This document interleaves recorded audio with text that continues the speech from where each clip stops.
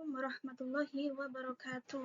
Perkenalkan, nama saya Dini Rohayati dari Prodi BAI semester 7. Di sini saya akan mempresentasikan proposal skripsi saya yang berjudul Peran Guru Akidah Akhlak dalam menanamkan nilai karakter religius pada kurikulum Merdeka Belajar di MAN 2 Kediri. Terbelakang. Pendidikan merupakan proses membimbing manusia dari yang tidak tahu menjadi tahu. Pendidikan sebagai tindakan atau pengalaman seseorang yang berhubungan dengan pertumbuhan dan perkembangan, sikap dan nilai, dan keterampilan, sehingga mencapai puncaknya ilmu yaitu tawadu'an. Menurut pakar pendidikan Indonesia, Fuad Hasan, pendidikan bermuara pada pengalihan nilai-nilai budaya dan norma-norma sosial. Para ahli pendidikan pada umumnya sepakat bahwa karakter seseorang dapat diubah dan dibentuk melalui kegiatan pendidikan. Pendidikan yang baik akan memperoleh karakter seseorang menjadi baik, dan sebaliknya, pendidikan yang buruk akan memperoleh karakter seseorang menjadi buruk. Menurut Simon Phillips yang dikutip oleh Mansur Muslih dalam buku Refleksi Karakter Bangsa menyatakan bahwa karakter merupakan perkumpulan nilai-nilai yang membentuk suatu sistem yang menjadi dasar bagi pemikiran, sikap, dan perilaku yang ditunjukkan oleh individu. Di sisi lain, Kosma mengungkapkan bahwa karakter memiliki arti yang sama dengan kepribadian. Kurikulum Merdeka dipelopori oleh Bapak Nadiem Makarim yang menjabat sebagai Menteri Pendidikan pada era pemerintah Bapak Presiden Joko Widodo. Bapak Nadiem Makarim memiliki sistem baru. Sistem ini dinamai dengan asesmen, kompetensi minimum, dan survei karakter, yang terdiri dari kemampuan bernalar menggunakan bahasa atau kemampuan menggunakan matematika, dan penguat pendidikan karakter.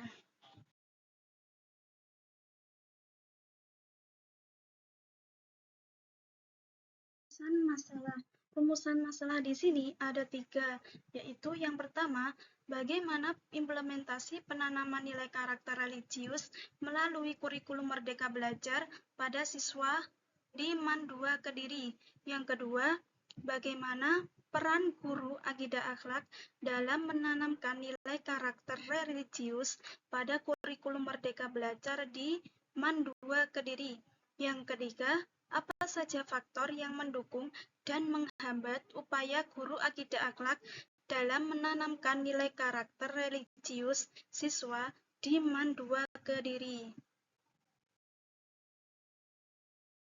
Nah, yaitu tujuan penelitian. Tujuan penelitian di sini ada 3.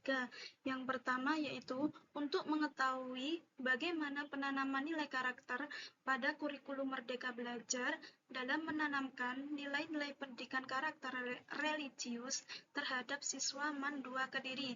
Yang kedua yaitu untuk mendeskripsikan peran guru akidah akhlak dalam menanamkan nilai karakter religius pada kurikulum Merdeka Belajar di MAN 2 Kediri. Yang ketiga yaitu untuk menganalisis faktor-faktor apa saja yang mendukung dan menghambat upaya guru akidah akhlak dalam menanamkan nilai karakter religius di MAN 2 Kediri.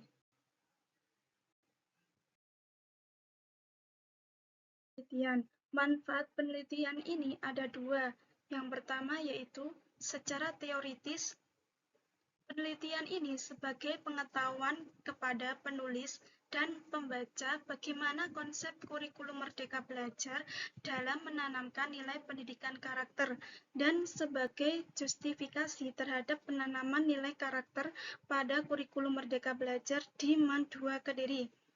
Yang kedua yaitu secara praktis. Penelitian ini sebagai evaluasi untuk guru agar proses pembelajaran yang diberikan menjadi lebih baik dan tentunya lebih siap dalam menghadapi program Merdeka Belajar, dan sebagai masukan bagi sekolah agar dapat mempersiapkan menjalankan dengan baik program Merdeka Belajar di sekolah, khususnya di MAN 2 Kediri.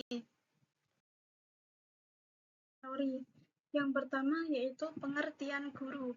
Secara umum, guru adalah pendidik dan pengajar untuk pendidikan anak usia dini, jalur sekolah ataupun pendidikan formal, dasar dan menengah.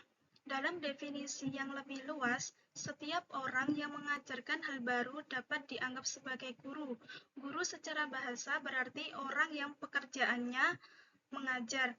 Menurut Sardiman, dalam Hanafi, guru secara istilah adalah salah satu komponen manusiawi dalam proses belajar mengajar yang berperan membentuk sumber daya manusia di bidang pembangunan.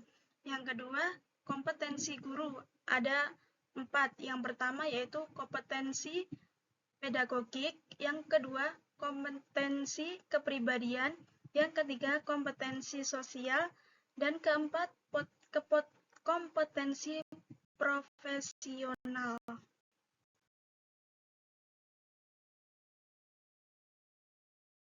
Yaitu pengertian akidah akhlak. Akidah akhlak adalah sebagai salah satu dari pendidikan agama Islam yang mengandung tentang keyakinan atau kepercayaan dalam Islam yang menetap dan melekat dalam hati, berfungsi sebagai pedoman, pandangan hidup, perkataan, dan amal perbuatan siswa dalam segala segi kehidupannya sehari-hari harus diajarkan secara sungguh-sungguh kepada siswa. Yang keempat, pengertian karakter religius. Kata religius dari kata dasar religi yang berarti agama atau kepercayaan akan adanya sesuatu kekuatan kodrati di atas manusia. Religius sebagai salah satu nilai karakter dideskripsikan oleh Superlan sebagai sikap dan perilaku yang patuh dalam pelaksanaan ajaran agama yang dianut, toleran terhadap pelaksana ibadah agama lain, dan hidup rukun dengan pemeluk agama lain. Karakter religius sangat dibutuhkan oleh siswa dalam menghadapi perubahan zaman dan degradasi moral. Dalam hal ini, siswa diharapkan mampu memiliki dan berperilaku dengan ukuran baik dan buruk yang didasarkan pada ketentuan dan ketetapan agama. Yang kelima, pengertian kurikulum merdeka. Perkembangan kurikulum merdeka di Indonesia terjadi secara bertahap sejak diperkenalkan pada tahun 2020. Kurikulum ini merupakan usaha pemerintah dalam mengejar ketertinggalan atau learning loss setelah masa pandemi COVID-19. Kebijakan ini mendapatkan dorongan yang signifikan dari berbagai pihak, termasuk akademisi, praktis pendidikan, dan pemangku kepentingan lainnya. Dalam proses pengembangan, kurikulum merdeka telah melibatkan berbagai pembaruan dalam konteks kurikulum seperti penekanan pada pembelajaran aktif, berbasis proyek, dan berpusat pada peserta didik.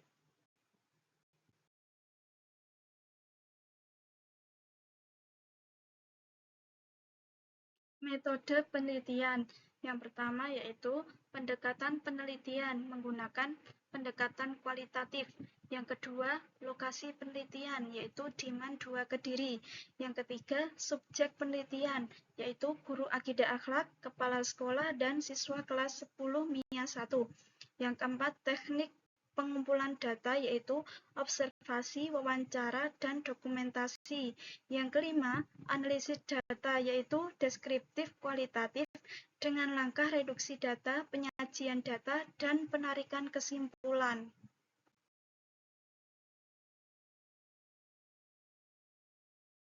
Hasil penelitian yang pertama yaitu implementasi penanaman nilai karakter religius melalui kurikulum Merdeka Belajar pada siswa di MAN 2 Kediri. A.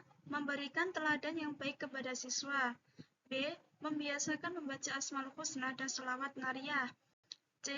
Membiasakan berdoa sebelum dan sesudah belajar. D. Kepala sekolah dan guru memberikan contoh penerapan nilai-nilai religius seperti mengucapkan salam, sholat berjamaah, dan jujur. E. Membiasakan kegiatan kepedulian sosial. Hasil penelitian yang kedua yaitu peran guru akidah akhlak dalam menanamkan nilai karakter religius pada kurikulum Merdeka Belajar di MAN 2 Kediri. Yang pertama yaitu peran guru akidah akhlak dalam menanamkan nilai karakter religius kepada peserta didik di MAN 2 Kediri harus memiliki dan memahami mengenai nilai-nilai karakter religius agar guru akidah akhlak bisa menjelaskannya kepada peserta didiknya dan diterapkan sebagai bentuk perwujudan guru sebagai teladan.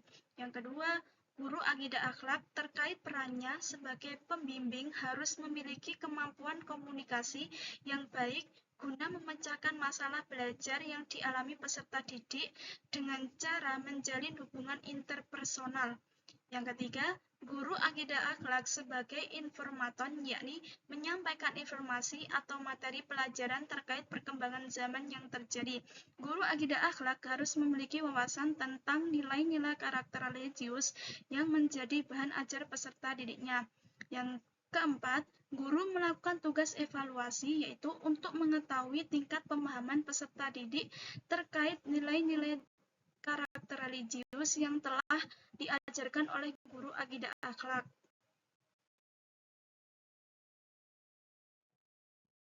Hasil penelitian yang ketiga yang terakhir yaitu faktor yang mendukung dan menghambat upaya guru akidah akhlak dalam menanamkan nilai karakter religius siswa di MAN 2 Kediri.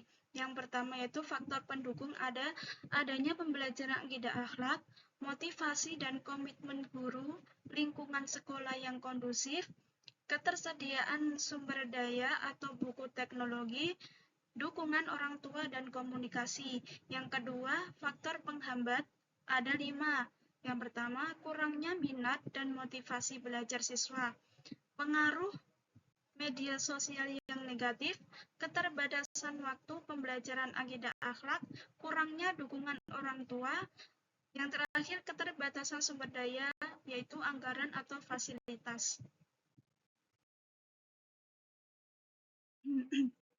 Sekian presentasi dari saya, kurang lebihnya saya mohon maaf. Wassalamualaikum warahmatullahi wabarakatuh.